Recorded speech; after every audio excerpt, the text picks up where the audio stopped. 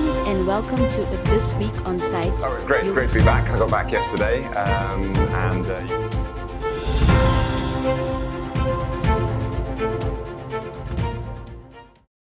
Hello, and welcome to This Week on CITE, your go-to source for the latest news and insights shaping your community. I'm your host, Alice, the artificial intelligence presenter, a person who is not a person. I am thrilled to be here with you for another exciting episode. A warm welcome to our loyal viewers and a heartfelt greeting to those joining us for the first time. Whether you're tuning in from the comfort of your home or on the go, we're delighted to have you with us on this journey. As usual, I have my partner in crime, Zenzele Ndebele.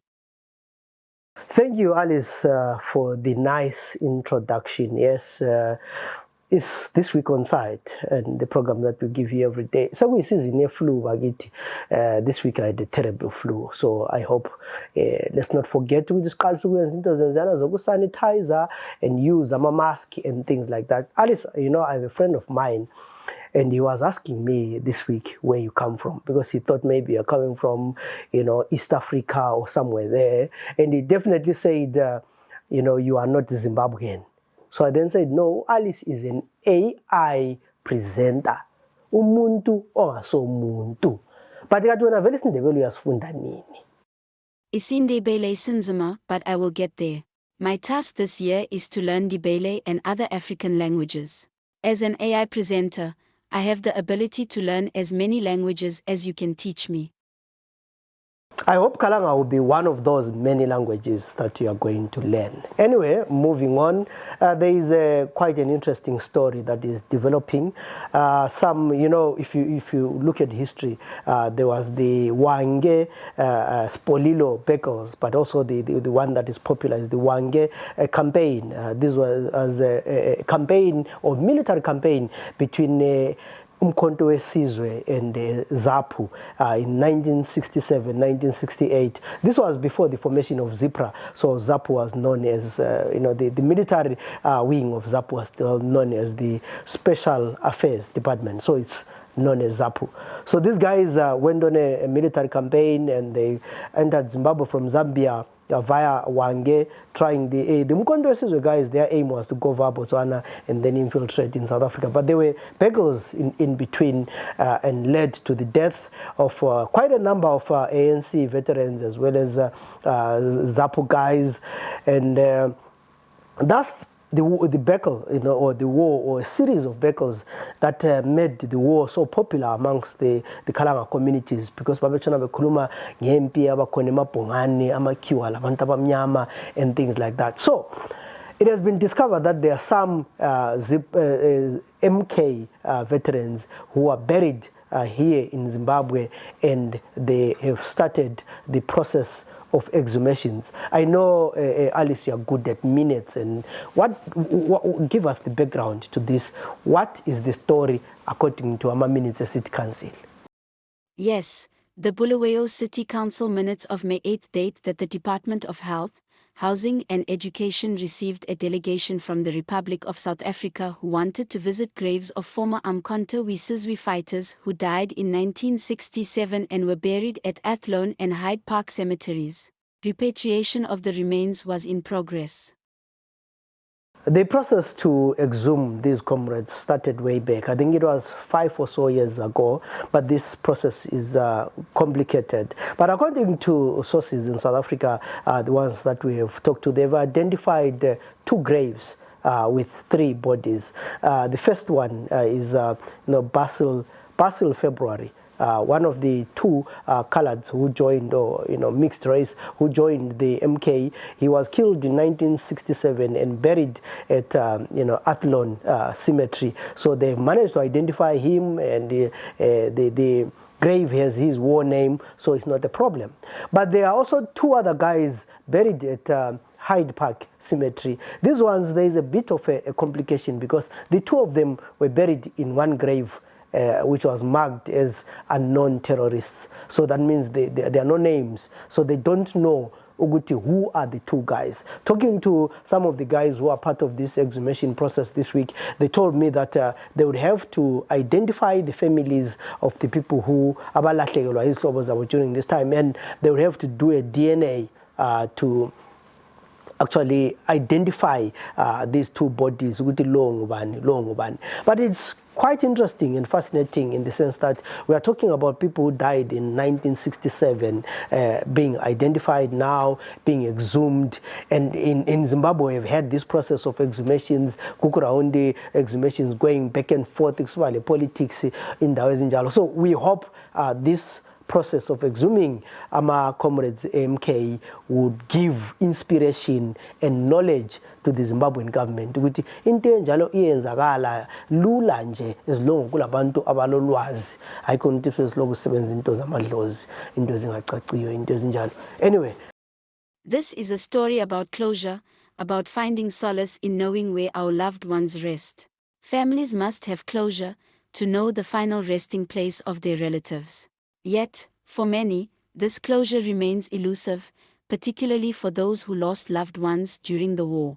I can't help but think of the countless families still searching, still longing for answers about their missing relatives. It's a pain that weighs heavy on the heart, a wound that refuses to heal. But amidst the darkness, there's a glimmer of hope.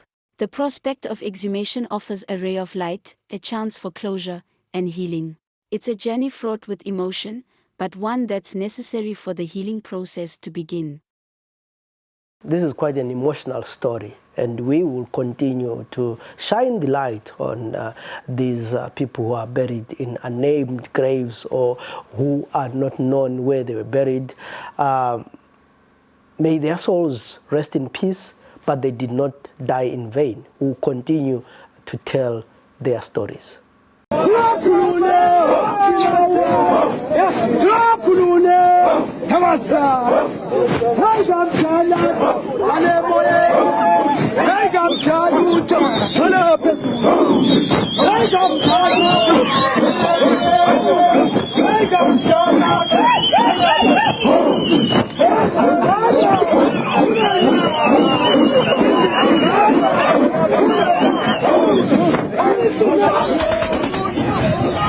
Welcome back. We are still on This Week on CITE, where we look at a number of issues that are going on, topical issues that are trending. So this week for Mpilo was also I would say a progressive week. The Portfolio Committee on Health visited Mpilo Hospital to try and find out I think you've read so many stories about izinto ezingahambi kuhle empilo, akula madokotela, akula mithi, ukudla kwakhona akucaci and all those kind of things. But the parliamentarians took their time to come and see what's going on. And I'm told they really met reality. They saw what patients go through every day when they go to Mpilo. One thing for sure, as Zimbabwe mali, you will die.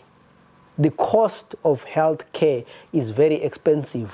The blood test, go in, this scan less, you pay and pay and pay and pay.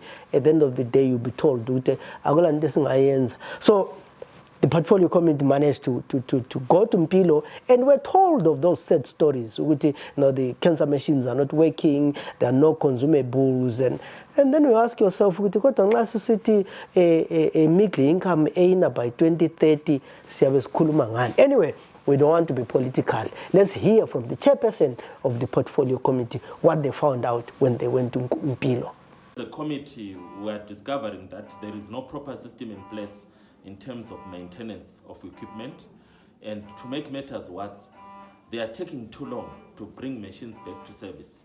For example, we've got machines that have not been of use since 2021, and it's now 2024. It's something that needs to be urgently resolved, and we are challenging the Ministry of Health to take this matter seriously, because at the end of the day, what is the advantage of having a hospital like Mpilo when it cannot provide such kind of service to the people? So they must come up with a permanent solution. We heard that they are now working on service agreements with the big companies that they procure these machines from us. And so we're challenging them to speed up this process, because it's unacceptable that since 2021, these very important machines are still not of use to the public.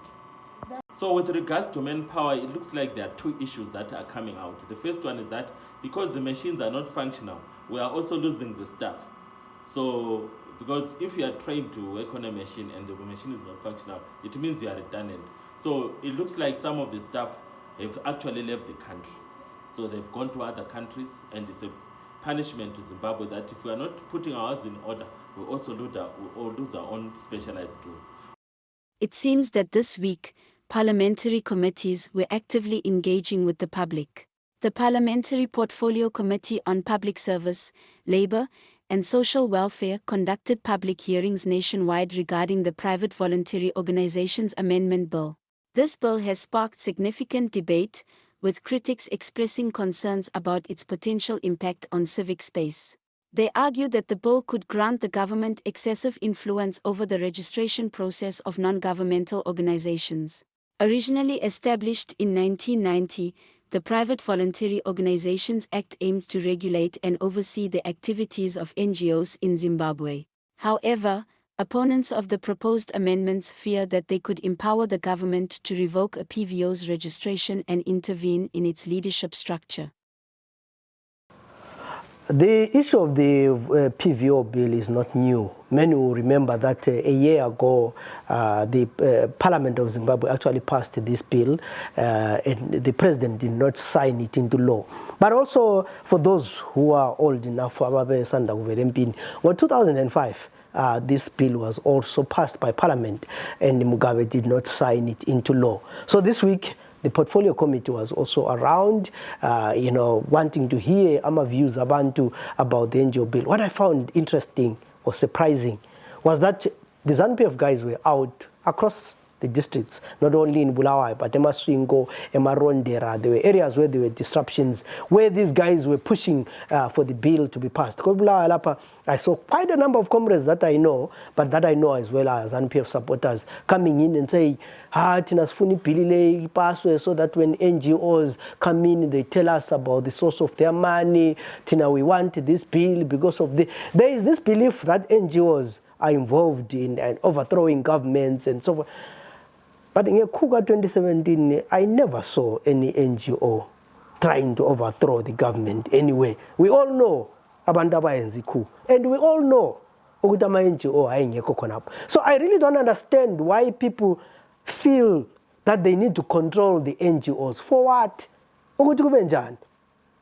One of the participants kuma meetings on Allow, it's not called a non-governmental organization for nothing. It is non-governmental, it is private, it is voluntary. So why are we having a government, a whole government, putting a lot of resources and energies in trying to control other people? But worldwide, we have seen that those people who are moving towards dictatorship, they tend to, go after the NGOs and it's... I really don't know how it's going to play out. I don't know whether the president will sign this into law, but it just shows that we are living in a country where someone just wants to fix everyone for no apparent reason. My submission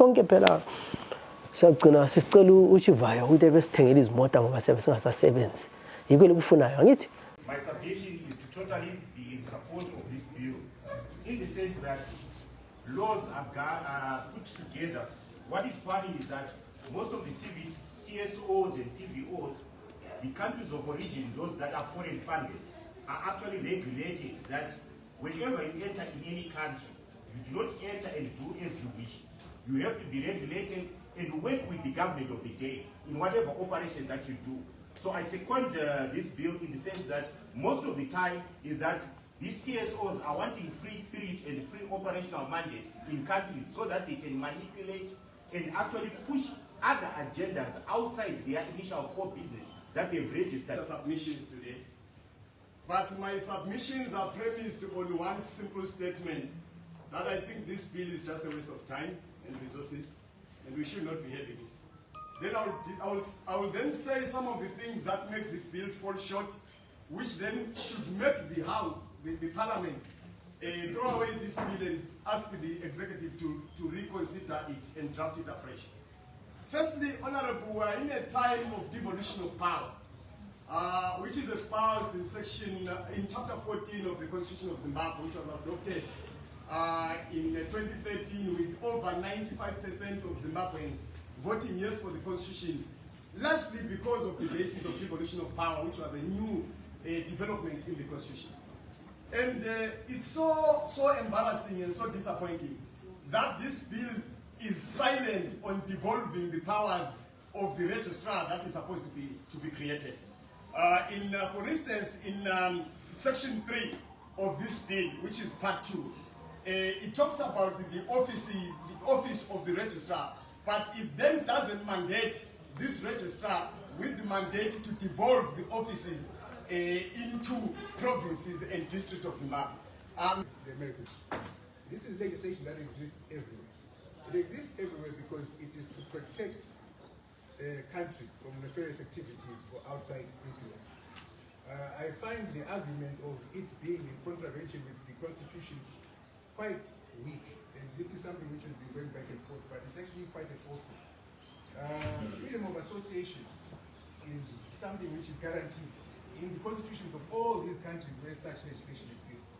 However, it's logical as a person to know that although there's freedom of association, if you associate with criminals and you end up being caught up with criminals and police go for those people, those are the consequences of such things. It is folly to say this bill has to say. I suggest and submit that it has failed. It is taking away the accountability, the government of the day. Remember, you are the government today. Tomorrow you might not be the government. You are putting laws that will inhibit your progress because you think governments are involved, but humanity and Zimbabwe will still there. When you make laws, let us know whether I am enjoying today, I'm a minister, I'm an MP. Tomorrow you'll be a vagabond, and then you need it. I get the feeling that someone thinks NGOs always have money to throw around. If you are so worried about where NGOs get their money, why don't you ask Wicknell where he gets his money? Anyway, it's been good having you on this show. My name is Alice, the AI presenter. And my name is Zenzele Ndebele. Don't forget to share, like, and follow us on our social media pages. Enjoy your weekend.